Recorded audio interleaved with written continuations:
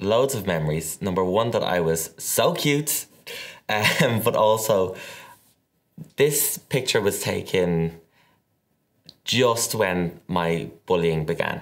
So I had experienced a little bit, but I didn't quite know why I was being singled out. It makes me sad and happy looking at it, which is a weird thing. Yeah, he's so innocent, and all he wants to do is have fun and make friends.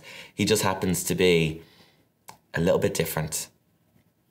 And kids can be cruel, and difference isn't always a good thing in the playground.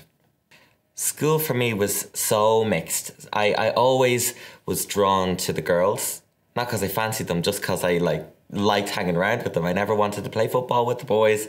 I always, and if I wasn't with the girls, I'd be like playing with leaves and sticks and just being in my own little world, because I didn't really fit in with anyone.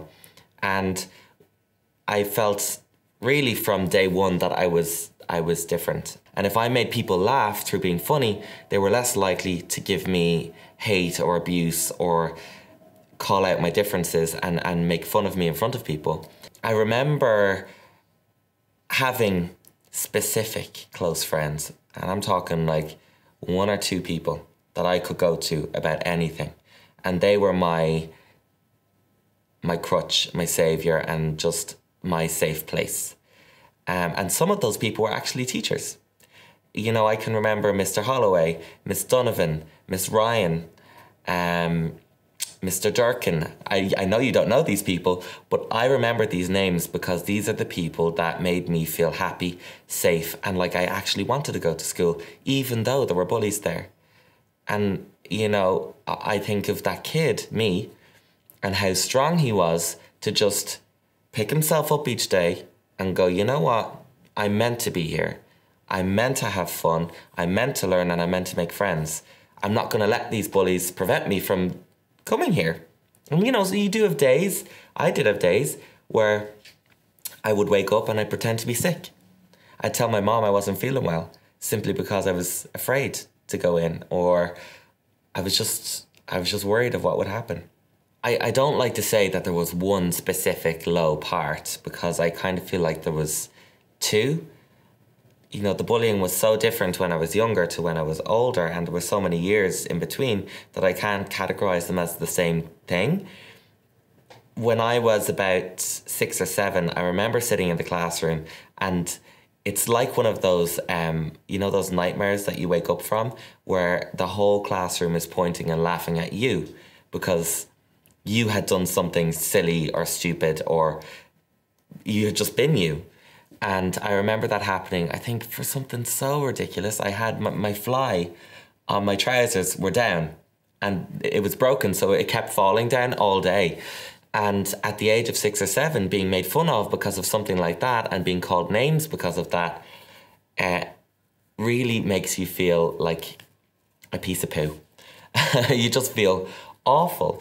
And I felt completely alone. No one in that classroom, absolutely no one. Even the older kids that were looking after us during our lunch break in that classroom were also laughing. So I was looking around and going, I'm completely lost. I've got no person here that I can run to.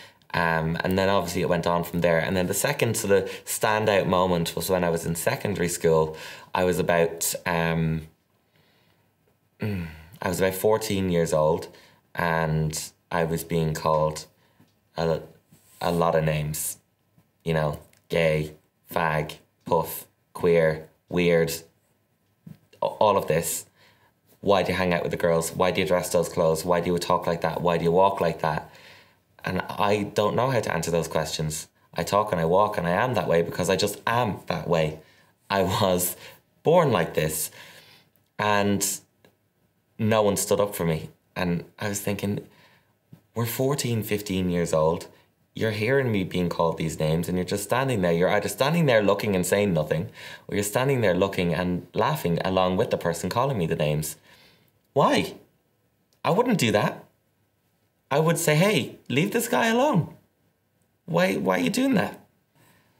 The bullying experience in school had an effect on me in many different ways that at the time I didn't realize.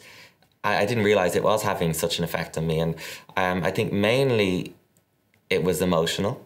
So I would always be on edge. And this level of anxiety that I felt which was up here, it was kind of constant. So feeling that way kind of all the time has a damaging effect on your ability to make friendships, to relax, to learn, to go home and even do your homework, to go home and tell your parents how the day was, because naturally your parents say, how did you get on today? And all I wanted to say was I hated every minute of it. But I would have to sort of cloak it because I didn't want them to worry. I didn't want them to know that I was being bullied because I was found out. So, you know, people were calling me gay. I wasn't even out of the closet. So it wasn't a case where I could go home and I say, Mom, they're calling me gay. How do I tell them to stop that? Or they're calling me, you know, mean names, because I wasn't ready for her to know. So I had to suffer in silence by myself. And my school exams, I do know that they were affected by it. I think it hasn't had an effect on my adult life, but not a negative one, which is good. I think it's actually, it's made me more, I've got more empathy for people. I've got more understanding of human emotions because I felt those emotions. You can only know what that fear, that anxiety and that pain is like unless you've actually felt it yourself, or unless you've actually seen it happen to someone close. So if you have been bullied before and you know it's time to go back to school and you're terrified about what might happen, what I'd say is every year that I got older and every year that my classmates got older, my bullying got less severe, less hurtful, and the people around me started to stand up and started to step in. I wish that I had maybe done a few things a bit differently and I had, you know, videos like this to help me, which I didn't, but luckily you do. So what I'd say to you is don't feel like you got to go through this alone, because you really don't. People like me, people like the people behind this camera, people all over the world are silently with you. They may not be physically beside you, cheering you on and trying to help you, but just know that we are there. You just have to find someone like me to help you. And there will be someone like that in your school. But they won't know that you're going through something unless you tell them. And by telling them, you're not being a rat, you're not being mean to the bully, you're not being a bad person or weak, you're actually being very strong. You're doing something that I could never do, because I didn't have the strength. But I'm telling you now, go and find help. Go and talk to someone, because it is going to be such an amazing weight off your shoulder. So that's what I'd say, reach out for help. And if it's not a teacher or some older person in the school, go to someone that you know understands what you're going through, maybe a friend. And even if it's not a friend, maybe someone who's in an older year who has gone through something similar, who will want to help you. In the very, very rare scenario that you can't find someone in the school, you will talk to your parents. Just talk to anyone, or go to, you know, AntiBullyingPro online. Right now is such an amazing time to be a young person and to be a young person in school. This is a great time to be yourself in school, and if you see bullying, to report it and for it not to come back in your face. It's totally fine to do, and it's actually commendable, and I applaud you if you do it. So don't be afraid to do it. Support is there. We're there. Everyone is telling you to do it, so do it. It's great. It's positive. You're going to help someone, and you're going to help yourself. Talking about the bullying now, at times I feel a little bit emotional. And it's weird. I don't feel emotional for myself. It's like I've detached myself from that kid, and I feel emotional for him as if he's still around. I kind of see him as a different person, because I know this sounds so corny, but I feel like I've blossomed like a flower into what I wanted to become and who I wanted to be.